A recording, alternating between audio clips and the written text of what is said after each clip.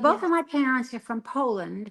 They didn't know each other at the time, but they lived in a little town called Czestochowa, Poland. And they were in the same neighborhood.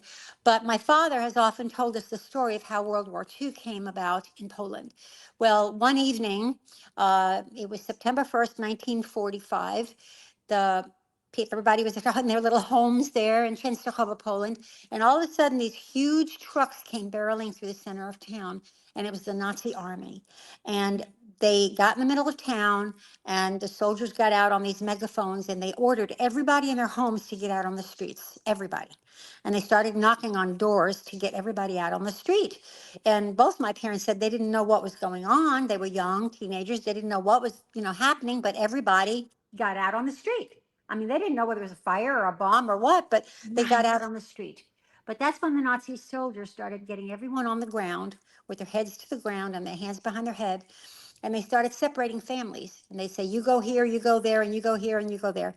My father had 5 siblings at home with his parents. He had 1 brother left after the war. They all were separated to different camps.